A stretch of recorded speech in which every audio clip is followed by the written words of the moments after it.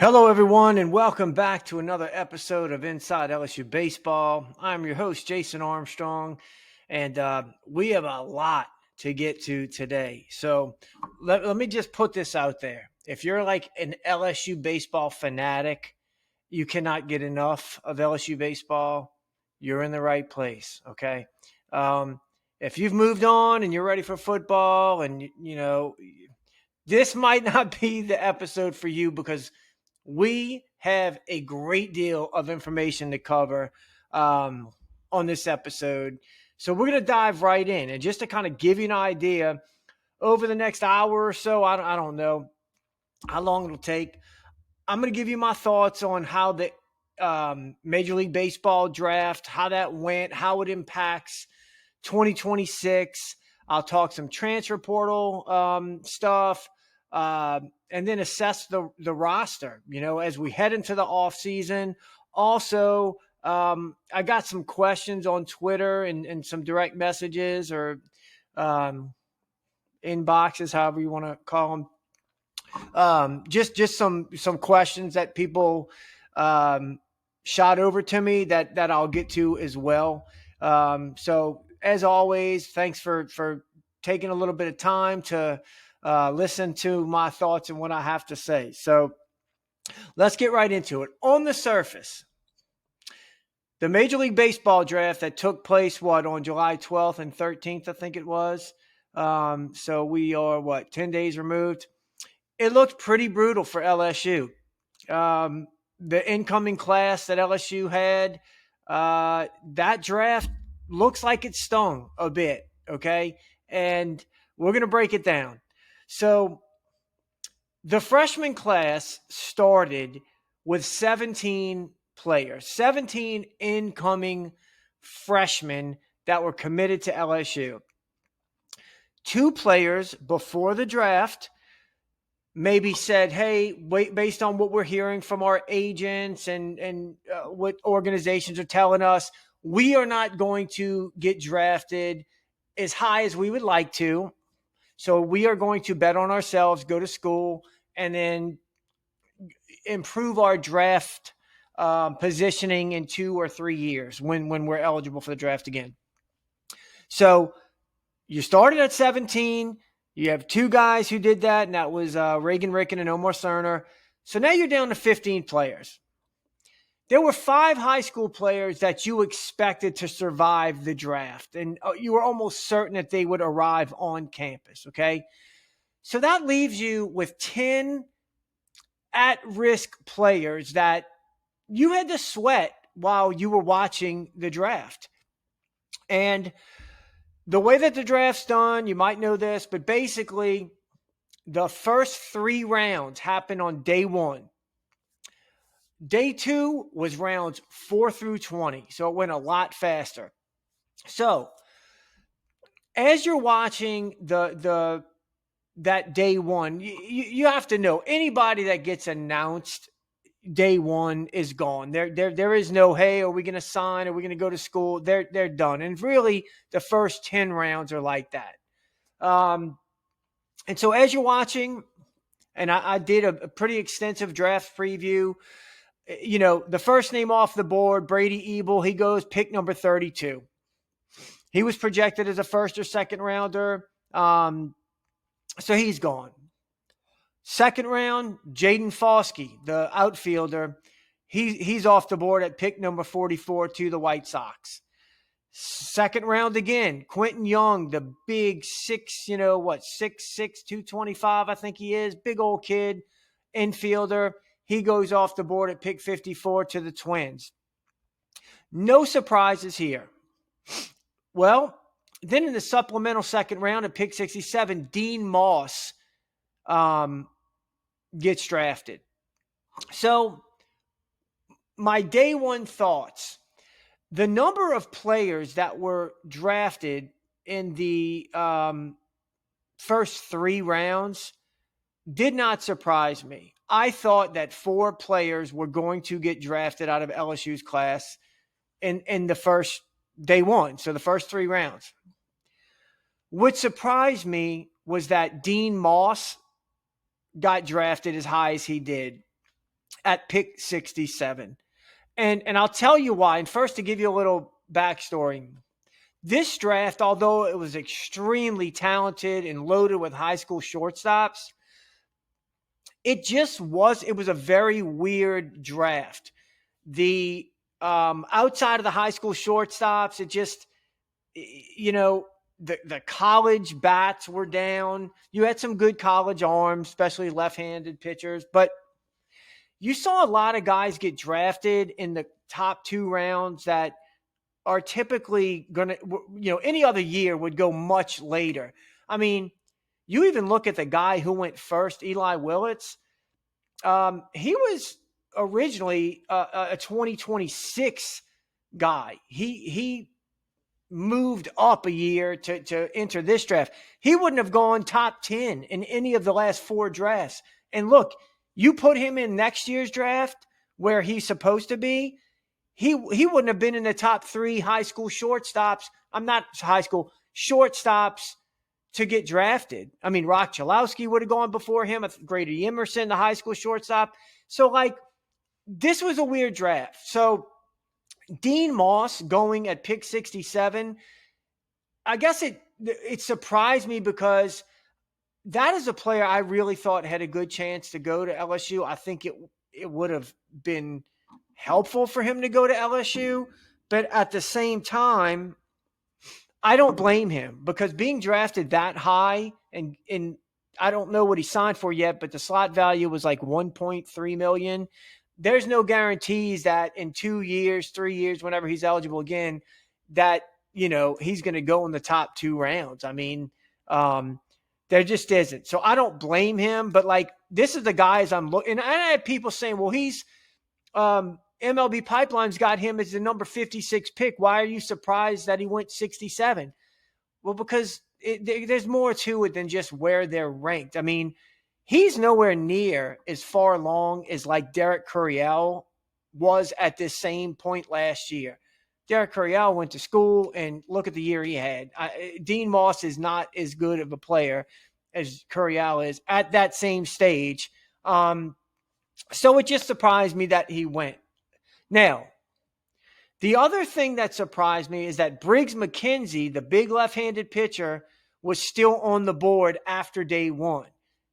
And that doesn't mean that he wasn't going to get drafted. It just, that's a first, second round type of guy. And so,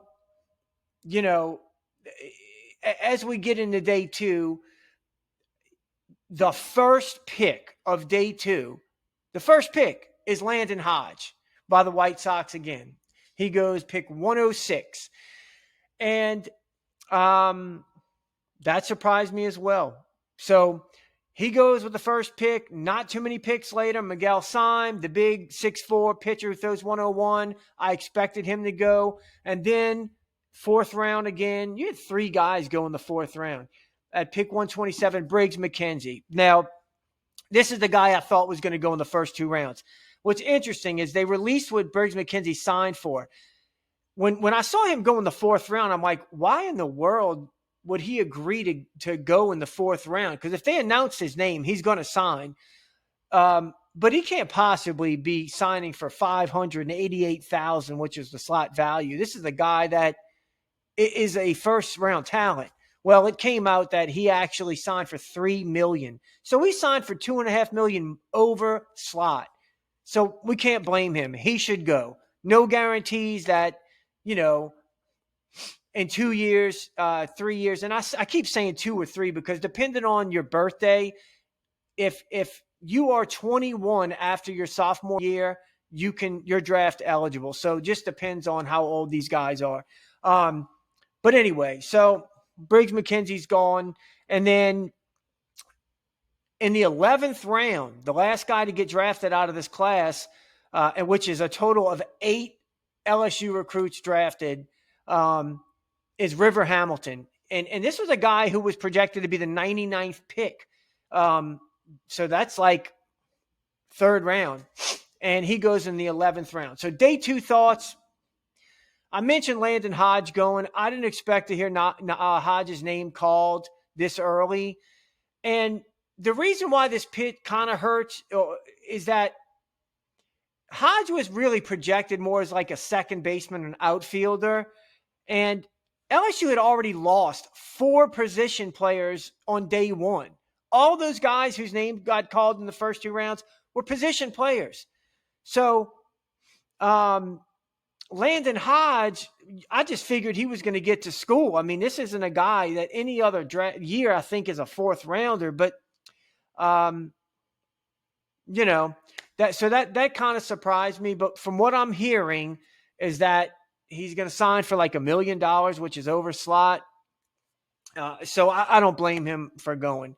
And one of the other things that could have factored in is like Landon Hodge was a catcher.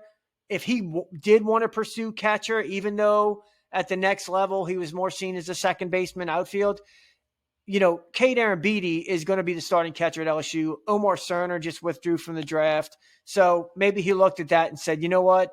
I'm not going to play next year at catcher. And if that could have had, something to do with him going pro. So that surprised me. And then River Hamilton is interesting. I was told during the draft that it was known that Hamilton would always go to school.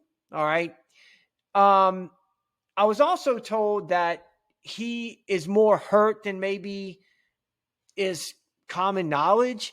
And in fact, that the likelihood of him throwing a pitch during the fall is highly unlikely. Okay.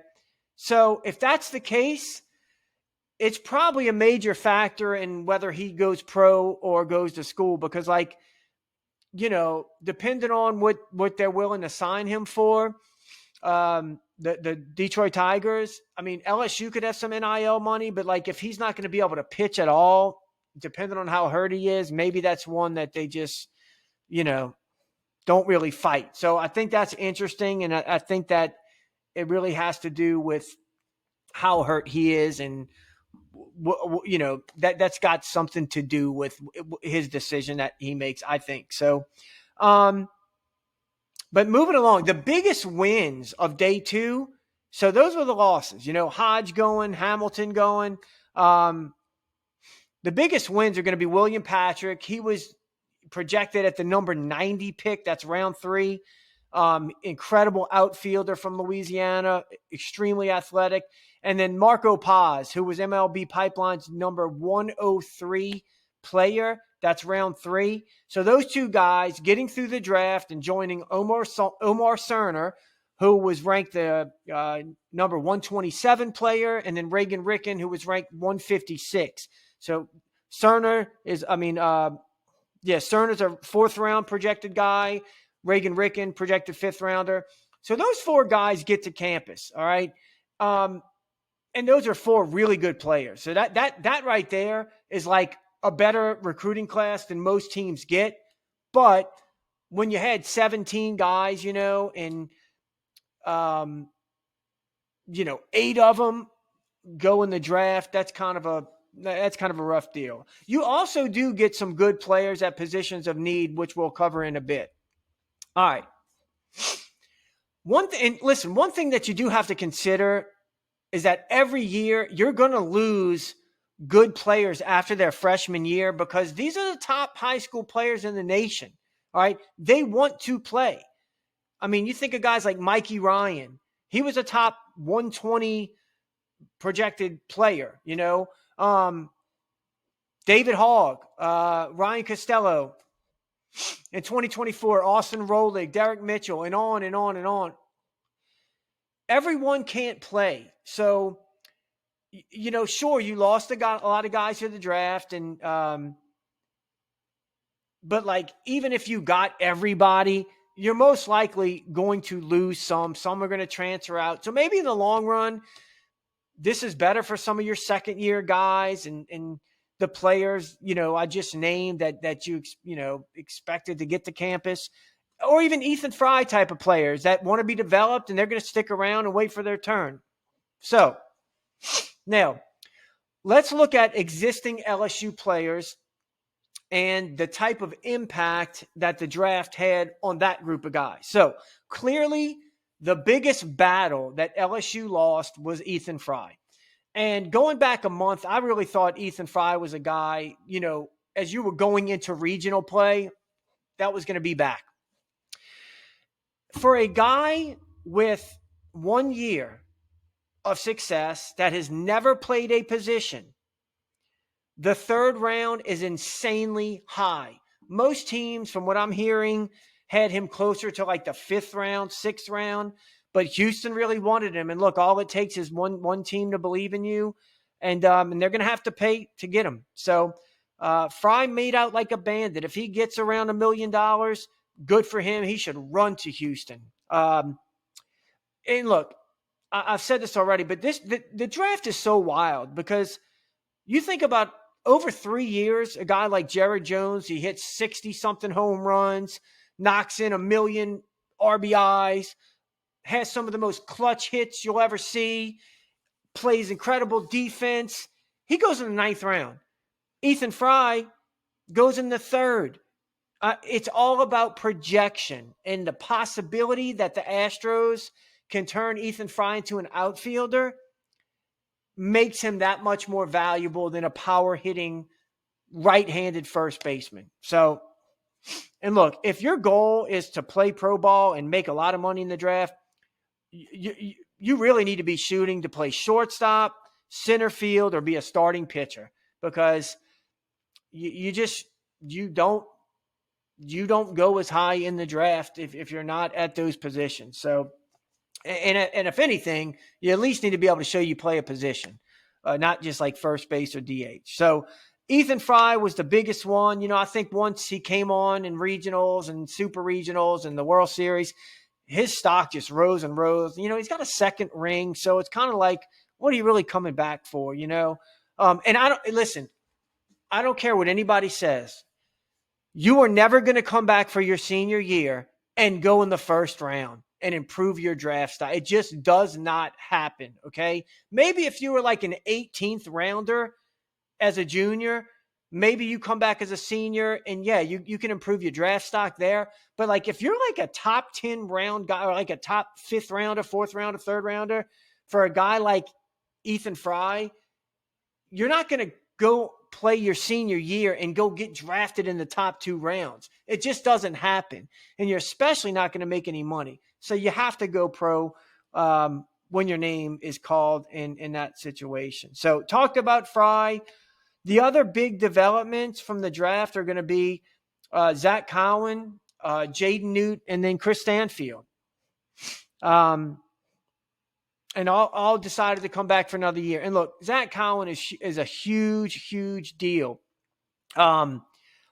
This is just an incredibly important piece of that championship team.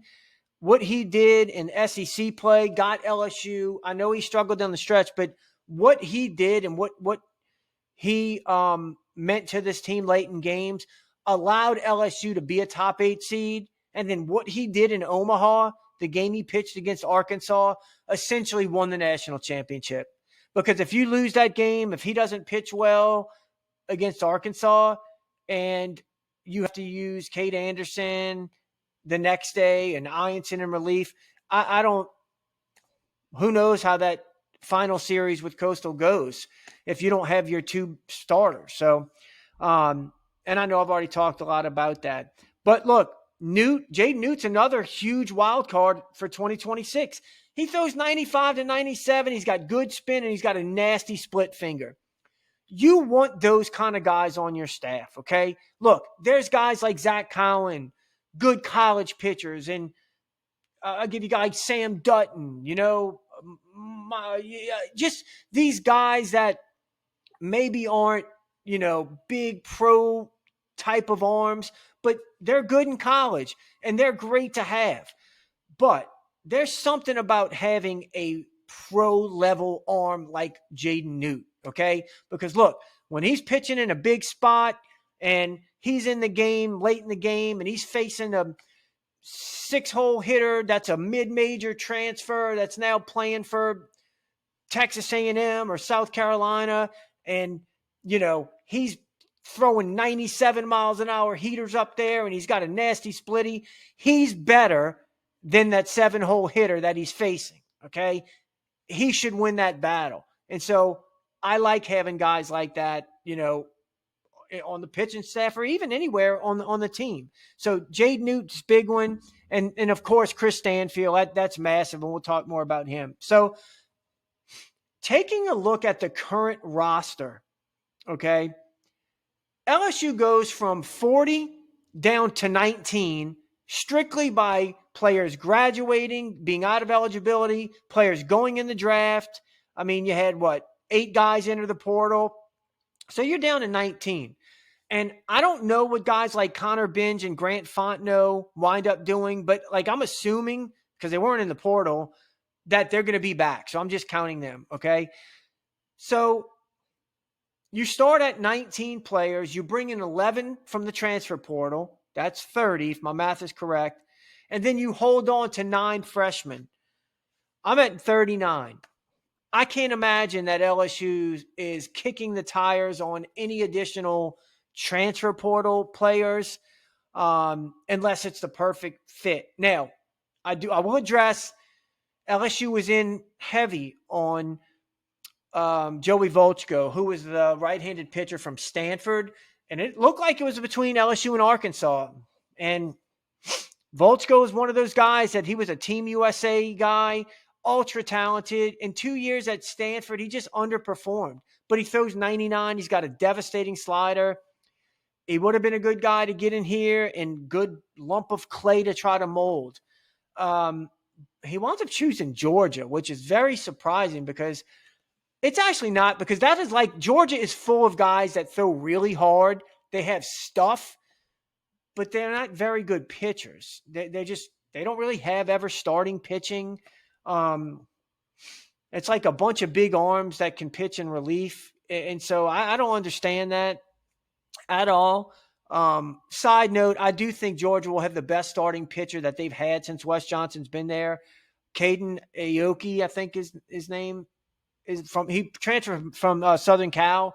Incredible, kind of like a Luke Holman type of guy.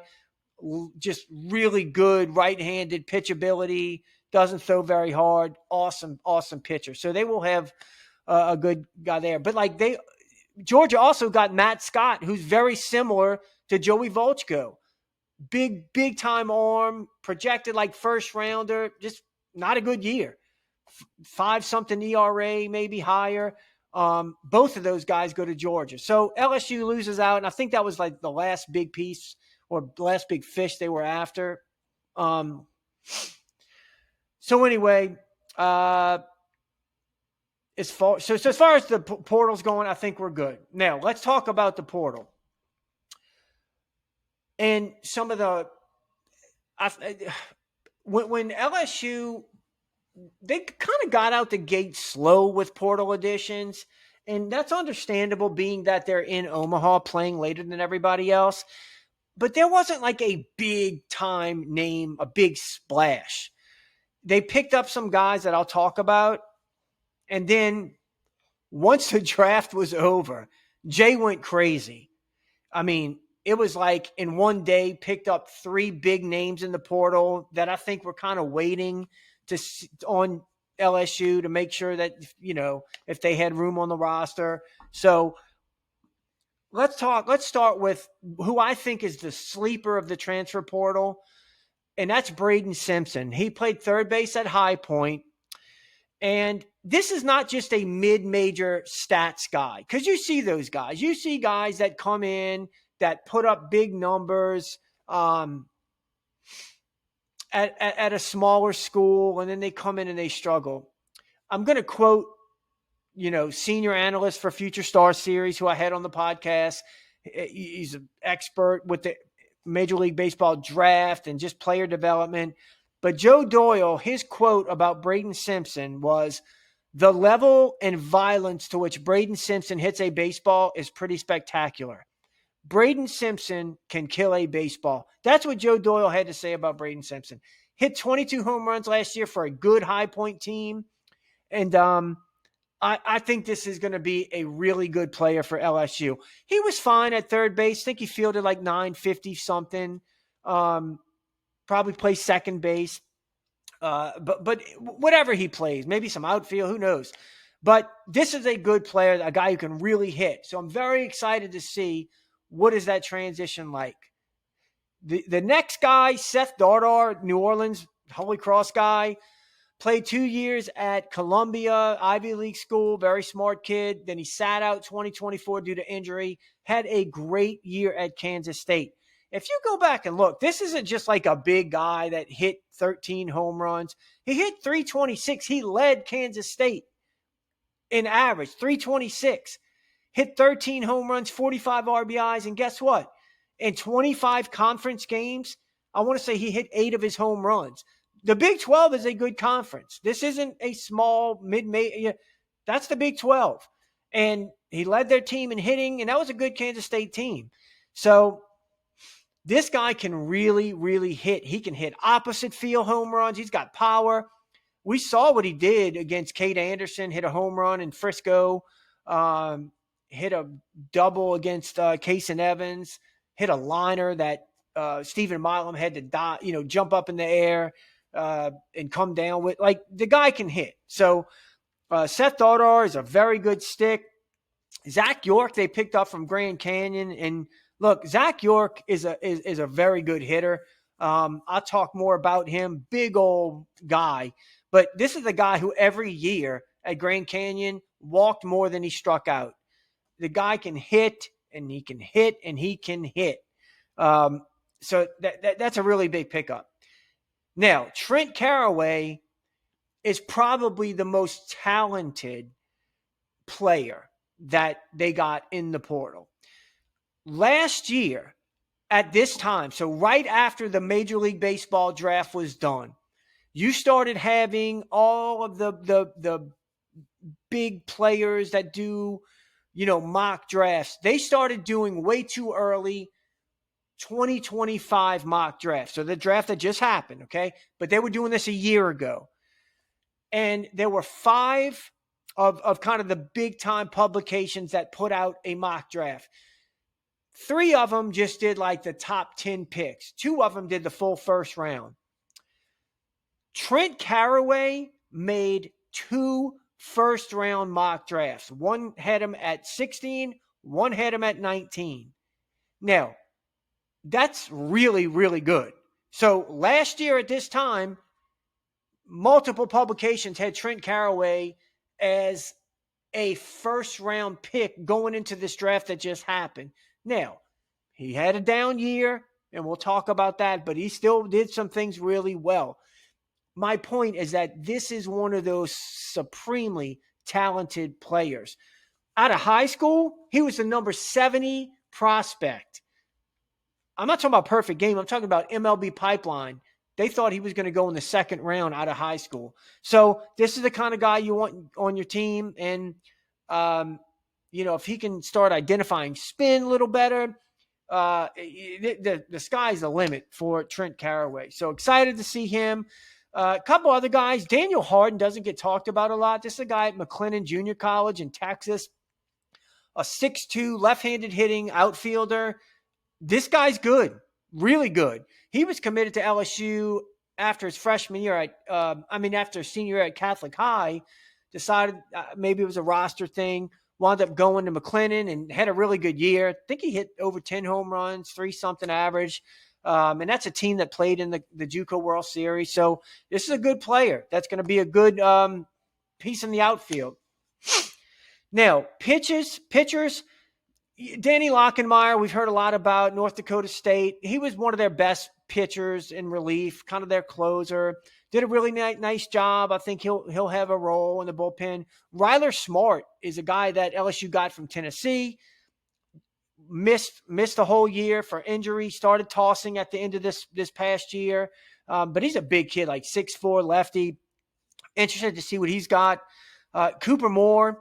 Picked him up from Kansas. He was one of their starting pitchers. So that's a very good arm that LSU picks up in the portal. Santiago Garcia, I think he goes by Santi Garcia. he's had a really nice summer on the Cape. So playing in the Cape Cod League, gets best amateur league in 5 appearances. He's thrown 11 innings, struck out 15, 5 walks. Don't believe he's given up a run or maybe 1 earned run.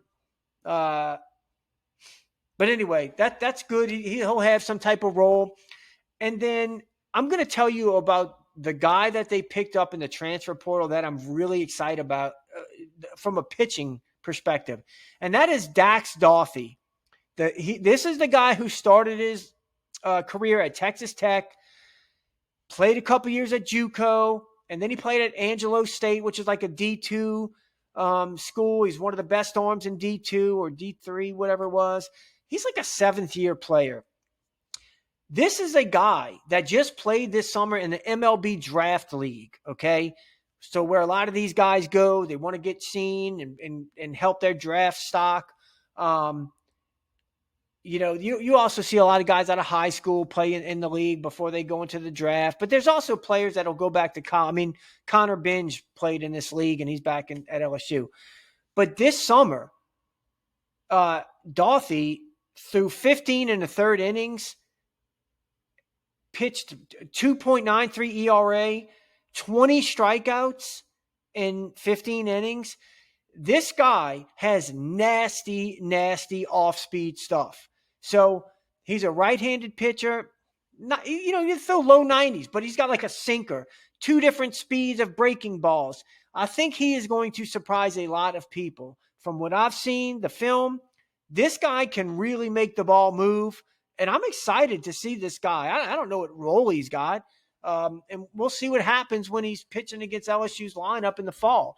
But I think that's a name that I would just kind of keep in mind. So circling back to the freshman class, there are names who didn't get as much attention because they weren't being talked about in regards to the draft. But these are very good players. Mason Braun is a first baseman, left-handed hitting guy from, I think it's South Bend, Indiana. And although he wasn't really a draft risk, pro teams thought enough about him to invite him to the MLB Draft Combine. And he hit the longest home run at the Combine. It was 4-something, okay, a missile. He is Perfect Game's number 64 ranked high school player. So Perfect Game, they're just looking at high school players, senior year, coming out to go into college or get drafted, and they rank them, all right? He's number 64. For perspective, 4th rounder Landon Hodge that I talked about, that was in LSU's class that went in the 4th round for $1 million. He was the number 109 player. So he was ranked 109. And Mason Braun is 64. So that just tells you there's still a lot of talent in this freshman class. So Jack Ruckert, Catholic High, shortstop, he's number 83. Also, Ethan Claus, he's number 105 in the nation by Perfect Game. So these are 2 very talented shortstops. If you're a top 200 guy, that's extremely good. How about some more perspective? Stephen Milam was ranked 119 coming out of high school by Perfect Game. So you've got 2 guys, 2 shortstops we don't even talk about that are 83 and number 105. So look, it's easy to get spoiled with these top round, in the draft players. And this group that I'm talking about now is almost an afterthought. But let's keep in mind, LSU recruits ball players. So LSU's getting some good players to campus. And it also gets a couple of arms and lefty, Jonah Ace, and then, which I'll be honest with you, I don't know a whole bunch about him. And then right-handed pitcher, Zion Theophilus, I think that's how you pronounce it. He's number 129 by Perfect Game. Guess what?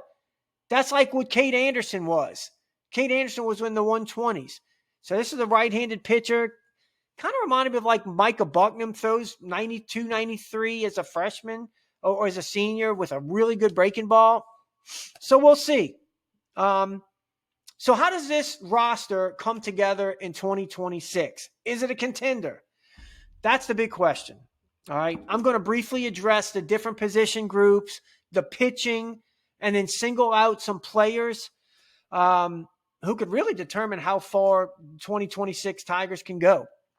Keep in mind, we are at the preliminary stages of the roster being formed. I could have thoughts on a guy today, and when the fall starts, things have totally changed. So, this is just my thoughts. I've said this a couple of times already, and I'll say it again. This is the best group of returning players that Jay Johnson has had at LSU. Returning players, okay?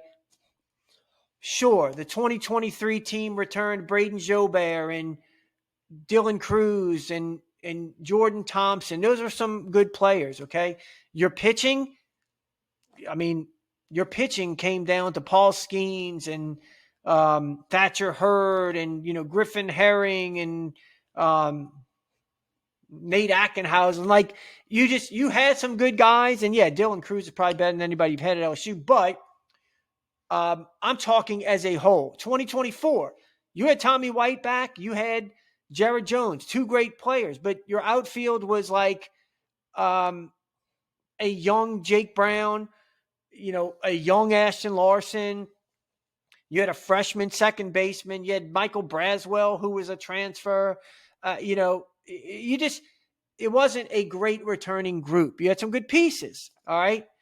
And then even this last year, yeah, you had Milam back, you had Jones back, but again, you had a young Jake Brown. Jake Brown wasn't on a freshman 2024. He was a freshman. I'm sorry. He wasn't a returning player in 2024. He's a returning player this year. But he was young. You didn't know what you were getting from him. Your outfield was a freshman, and you had, Stanfield was a transfer. Luis Hernandez was a transfer. Danny Dickinson. You didn't have a extremely deep returning group. Okay, your pitchers, we didn't know what we had coming back. Chase George didn't pitch last year. Anthony Einson was new. You had all these freshmen. So you get my point. Next year, you have a very, very solid group of players. And I'm talking about before you added anybody in the portal, before you knew what high school players were going to get to campus, you had to feel very good about what was already standing around in that locker room. The best teams are always built up the middle. Catcher, shortstop, center field. The Tigers return one of the top young catchers in the entire country in Cade Arambidi. And you could say what you want about Cade Arambidi. He got a lot better last year. He played a lot of ball last year. And this is a guy with a lot of power. And not to go off on a tangent, but I think about Ryder Helfrich, the catcher at Arkansas this year. As a freshman, he hit 180. All right, hit 3 home runs. Cade Arambidi hit better than that. He had 4 home runs, hit 2 something. And then look what Ryder Helfrich did this year as a sophomore. He's going to be an extremely high draft pick this coming year. So Cade Arambidi is easily the most talented catcher, the only pro type of catcher Jay Johnson has had at LSU. You start looking at Tyler McManus, Alex Milazzo, Hayden Travinsky, even Luis Hernandez. These are good college catchers, but Cade Arambidi he's what they look like in the big leagues, okay? So you got him at catcher, okay? And I said that you got to be strong up the middle. Stephen Milam, one of the best in the country at his position. So he's not going to get drafted higher than Rock Chalowski from UCLA or Justin LeBron from Alabama. But for the money, we saw Stephen Milam on the same field as Rock Chalowski. And I'm talking about in college. Give me Stephen Milam over anybody. All right. That's your shortstop. And then it's Derek Curiel in center field. Derek Carriel, I've already seen mocks where he is mocked number 6 overall and number 10 overall. He's in the top 10 picks, okay? And like that is a great place to start. Great place. Essentially, the entire starting outfield is back, which was a major strength in 2025. The other obvious area of strength is the pitching staff. So most people might hear me say that and go, well, Anderson and Ironson are gone. They were the best 1-2 punch in the nation. I mean, they pitched you to a national championship, and that's true. But entering the year, that's not who they were. Nobody saw that coming. Anderson wasn't a first-round prospect entering the year. He wasn't on anybody's like mock drafts in the first round a year ago. All right. Ironson was projected as a starter, and he was a Team USA guy, talented guy. But like most fans were calling for his spot in the rotation a month into the season. And Chase Shores went from preseason Friday night guy to a bullpen arm. So things ended well, but there were a lot of struggles, to get where you needed to get. And I would tell you that LSU has returning far more than what you started with in 2025 from a pitching staff perspective. Far more. Last year's pitching staff returned, this national championship team returned 4.2 SEC innings. 4.2 SEC innings. And look how that turned out.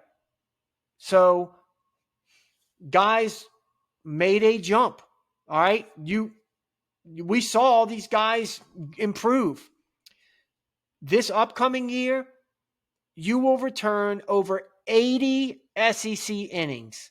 80. Let's talk about some of those guys. Kason Evans probably goes into the season as your Friday night guy. Had 19 appearances. And I'm talking like the highest of high leverage appearances for LSU. Zach Collin, 22 appearances. Same thing. Cooper Williams, as a freshman, had 21 appearances. And down the stretch, he pitched some really, really big high leverage roles. And that is a guy, Cooper Williams, where he adds a couple of miles per hour to where he's, instead of throwing 89, 90, he's throwing like 91 to 93.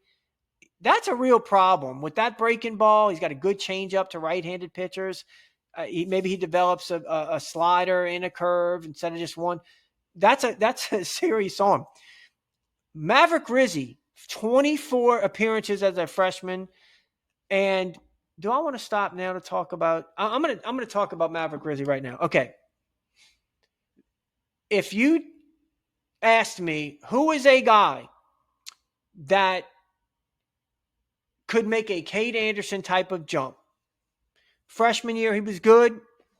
You don't really know what to expect, and then all of a sudden, everybody in the country is like, "Who is this guy?" It's Maverick Rizzi, and I don't know why enough people aren't talking about him.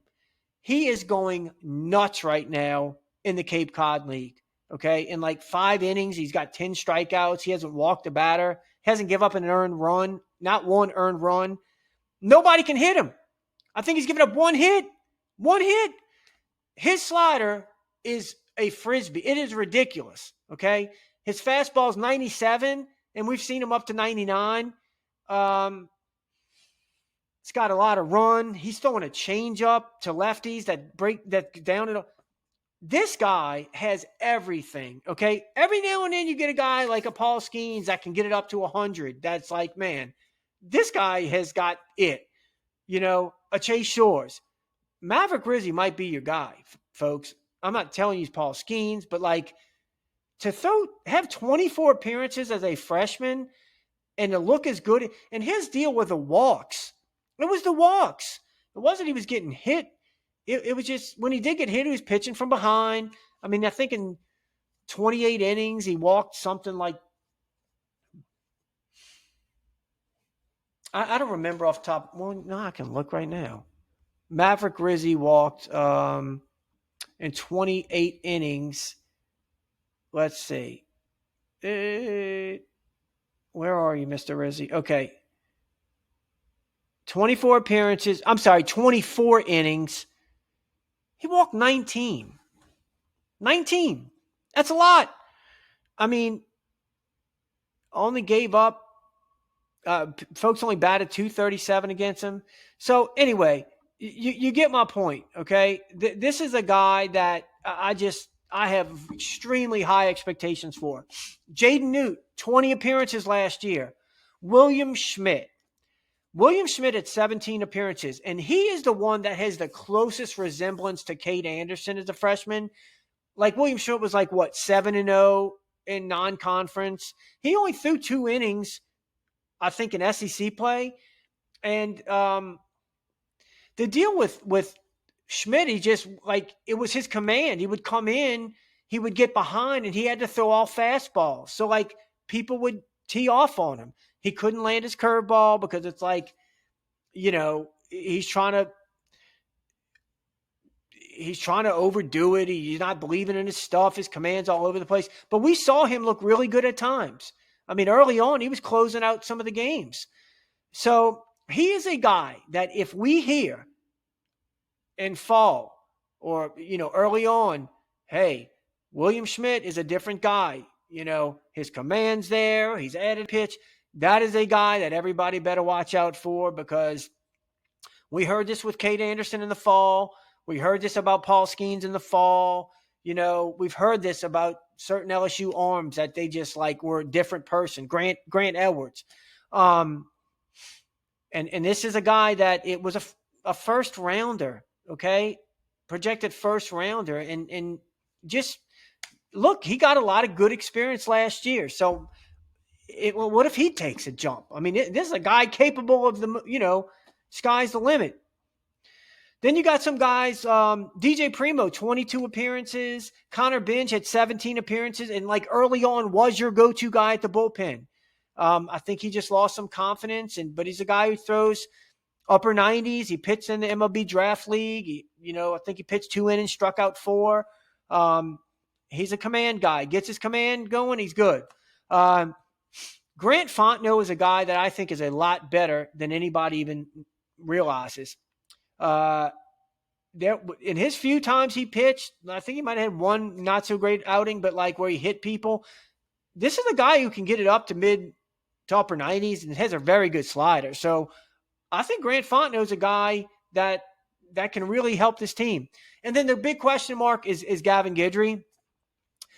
You know, he didn't pitch last year, so we'll talk about a couple guys that didn't pitch last year, but I don't know. Is he back? Is he going to be okay? Because if so, I think you get the point. Like, you have 80 returning SEC innings, and I haven't even named some guys that will pitch SEC innings. They just didn't pitch last year. So I've made the case for a solid group of starters that give LSU a strong nucleus, a bunch of arms who pitched meaningful innings last year. Now it's a matter of filling in the roster with the newcomers and hoping that things go as wonderfully as they did this past year. So to stay on the pitching, I don't believe that Jay added that proven, like, ultra-talented starting pitcher that he typically adds. For example, Paul Skeens, Luke Holman, Anthony Einstein. Those are all Team USA guys.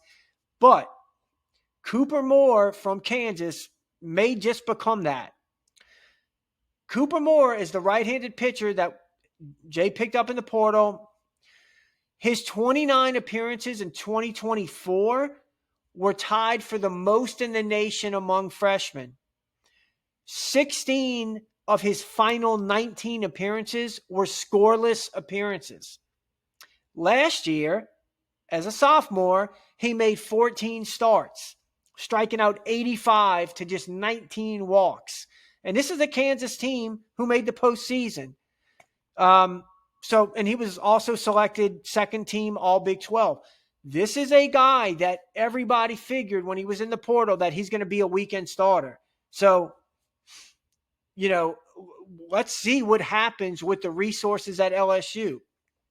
So this is somebody that wasn't on the roster last year, but this might be that guy. Could he turn into that experienced arm that we're used to seeing? We will see. Oregon left-hander, he goes by Santi, I think. Santi Garcia, North Dakota State. Southpaw Denny Lockamore, they look like situational bullpen pieces who will have roles. Both pitched big innings for regional teams last year. The two names, though, that interest me a whole lot that did not pitch last year are Devin Sheeran and Marco Paz. Sheeran missed last year due to like a knee injury playing, I think, basketball or something. And look, to be honest, he hasn't been great on the Cape this summer, but that doesn't really matter. Like, you know, and it doesn't mean he won't improve, I guess is what I'm trying to say. To miss that much time, like an entire year, he needs innings. He's a guy that if he has the same stuff that he had in 2024 and then improves as a pitcher working with Nate Yeske and the staff, I mean, he could be a real difference maker. He was already turning heads at St. Mary's back in 2024. Like, he came in pitching against Mississippi State, and the announcers were laughing, throwing 99 with a bullet slider.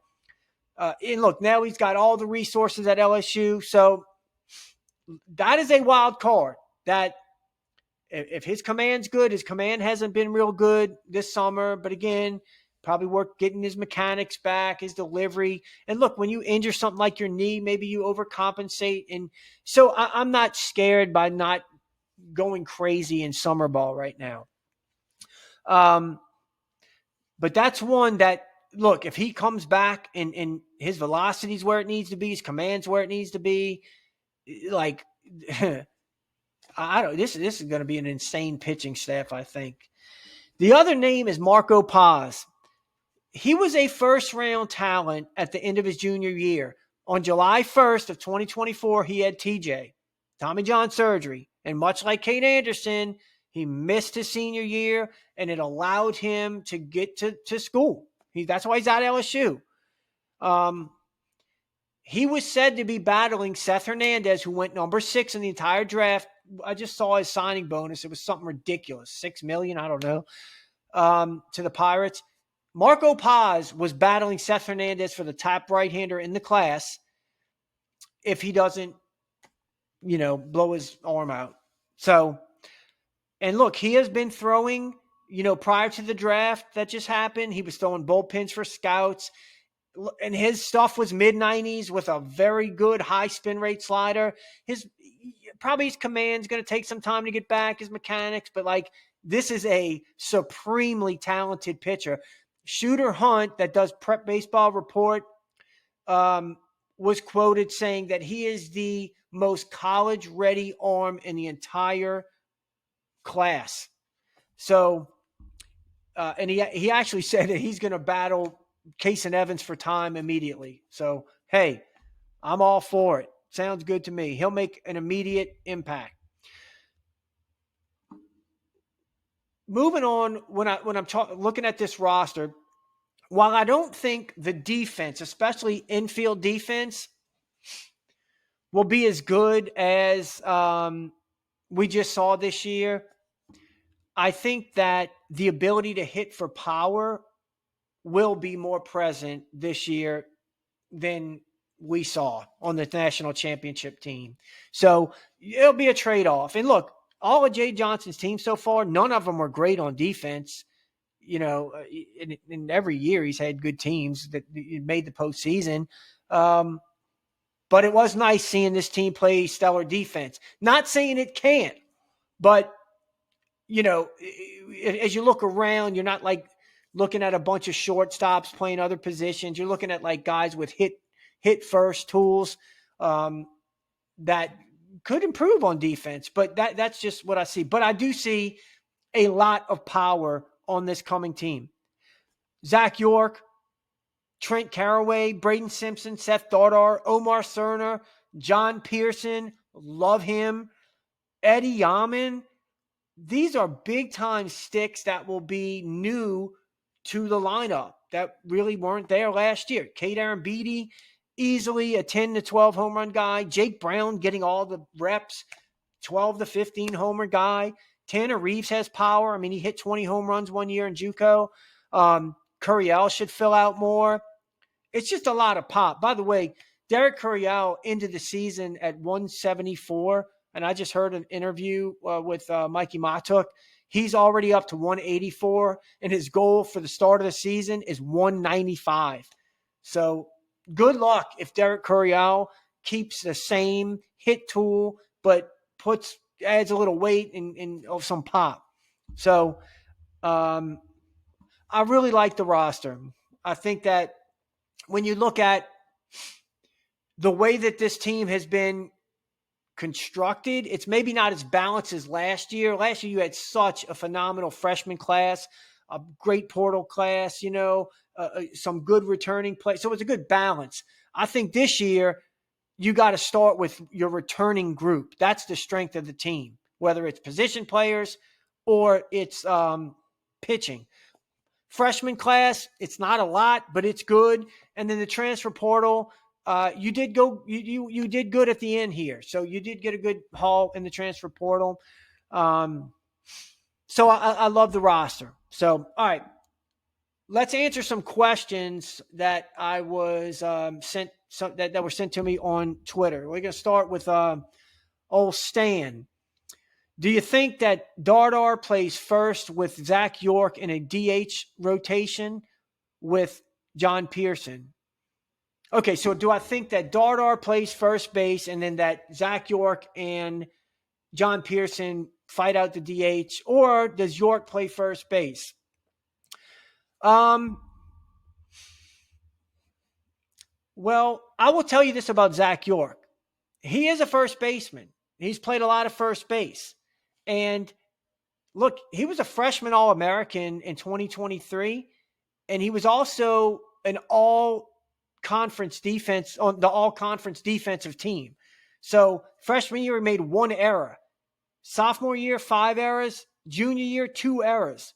So he's made 8 errors in 3 years, and he's played a lot of ball. So he's definitely capable of playing first base. I don't know.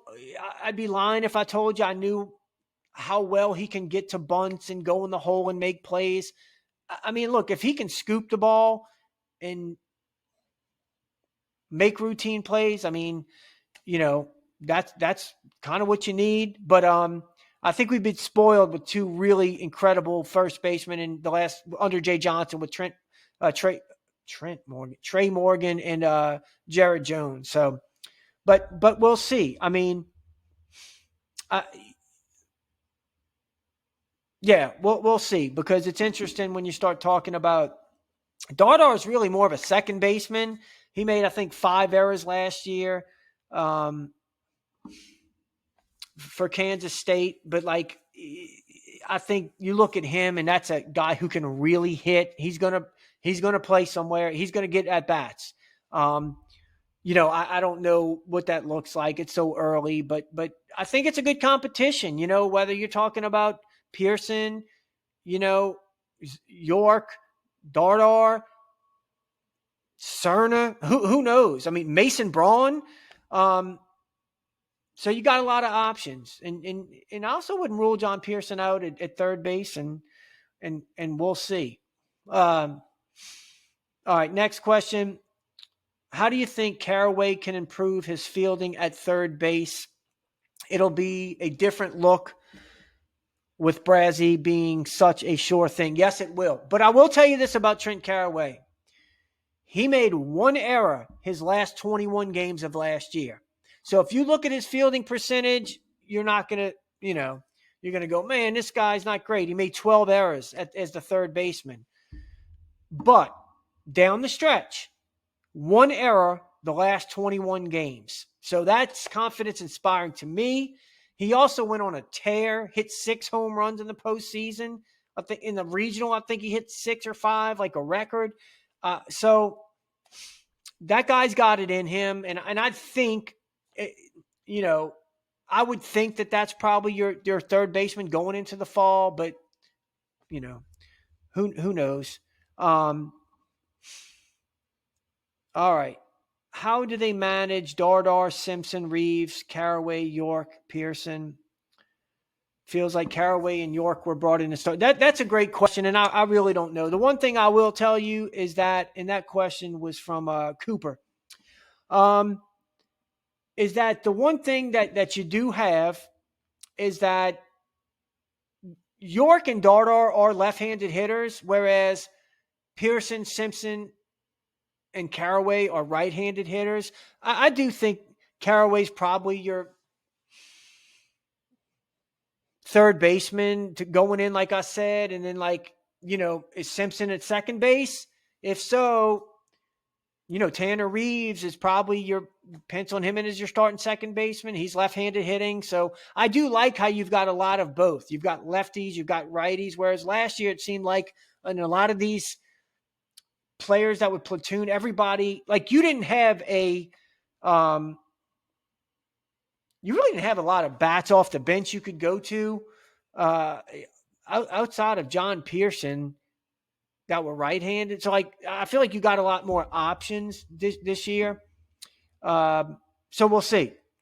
Ray Clark with only 34 roster spots, who gets left off? All right, Ray, I'll tell you, this is very confusing. I don't have all the answers. I have us at 39 players right now. You had 40 last year, and from what I understand, you might get away with 40 again this year. There's some type of thing where, you're supposed to cut down to 34, but if there was a player that was going to be cut because you have more than 34, they can do some kind of tag on them where they can – I don't really understand it, but I think you're going to be okay. I don't think the roster is going to be an issue where you're going to have to cut players that could have really helped you. I think that's still developing, and nobody really knows completely yet. So, JP the B-Man, what freshman do you see playing next season, and who do you see playing in each position? All right, if I'm looking at a freshman position player, so you really got three. The one that I think is the most talented that could really play, but he plays in the outfield where you've got like your whole starting outfield back, is William Patrick. Now, maybe it's a situation where like if a right-handed pitcher is pitching and if William Patrick is just that talented, well, Chris Stanfield's a right-handed hitter. So if you wanted to go all lefties, you could, have an outfield that's Curiel, Brown, and Patrick. I think he's going to get some time. I was told that Omar Cerner can push Cade Arambidi to start at catcher. That's what I was told. Now, I don't think this person understood the strides Arambidi made last year at the end of the year. But Cerner's a real player. And if it's not behind the plate, I mean, this is a guy who can really hit, like really, really hit. So he could get some playing time. I think those are really the two, Cerna, Patrick, and then Mason Braun. I mean, this is a guy who can really hit the first baseman, left-handed hitted first baseman. So he's another one. But the problem is you got Zach York and you got Dardar. So I don't know. It's going to be really interesting seeing all these powerful hitters. I feel like this year was more of like a lot of slap hitters, Braswell. I mean, Dickinson could hit for some power, but he had some injury and I don't know. Curiel did hit for some, but he was like a slappy, go the other way with it. Stanfield, Pearson, Brown could hit for some power. But I think this coming year, you've got a lot of power hitters. And Zach York's been playing in Arizona, Grand Canyon. That's a big field. In the SEC, he's going to hit some bombs. So we're going to have a lot of power. So I think, JP the B-Man, to answer your question, I think William Patrick probably got the best chance to start. Pitching-wise, I would go with Marco Paz. Reagan Ricken's a very talented guy, but I think it's Marco Paz for sure. And William Patrick would be, as far as like who plays where, with Fry gone now, that's what you're asked. Who plays first base, third base? Your guess is as good as mine. Braden Simpson, Caraway, those guys can play. Both right-handed hitting players. Dardar, York, both hit left-handed. You got to throw Pearson in the mix, Tanner Reeves. So you got so many options. Who knows? I think the only thing settled is catcher, shortstop, and outfield. That's what you got. All right. Last question. Who will be in the starting pitching rotation? Okay. This is a great one, and this is one that I'll probably butcher and get completely wrong. If I had to give you my starting rotation right now, I think it would change my starting rotation early on than what it will become. I would say my opening weekend starting rotation is going to be Kason Evans,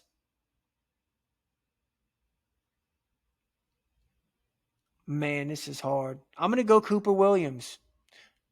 Kason Evans, Cooper Williams, and Zach Collin. That would be my three early on. But I will tell you, Maverick Rizzi, I do think, is a starting pitcher at some point. Going from just strictly a relief role, I think he might be a guy that they try to work up innings, and we'll see what happens. I think you got to watch Cooper more too, the Kansas guy from Kansas. Certainly a proven starter. But those would be my three right there. I'm going Kason Evans, Cooper Williams, Zach Collin. Those are my three starters to start the season. And I hope we hear about William Schmidt. I hope we hear Maverick Rizzi. Nobody can hit him. Dax Daugherty. I love this pitching staff. Love this outfield. I love the power of this team. It's just going to take getting used to. I enjoyed so much watching this excellent defensive infield, and having Meilenbach's big. I think you'll be fine at first base. If you can get equal play at third and second, we'll see what happens. But there's no one way that you have to win. You can win many different ways. So, well, that is going to do it. I don't even know how long we went, but we covered a ton of information. I really hope it was helpful. I hope you enjoyed it. I know we're really barreling into the off season, but I will still be putting out some content. I think I'm going to look back at this year and maybe do some like position grades, some things like that. And clearly, things you guys are interested in, I'll talk about. But listen, I like LSU football, but LSU baseball is my thing. You're not going to see me tweeting about football or this or that. It's LSU baseball all the time. And that's what I'm going to do is throughout the year. And you may tune out for a couple months, but the good news is fall baseball is right around the corner. And then it's a little break, and then it's winter, and the season starts before you know it. So I'll be continuing to follow these some guys playing summer ball and bringing that information to you and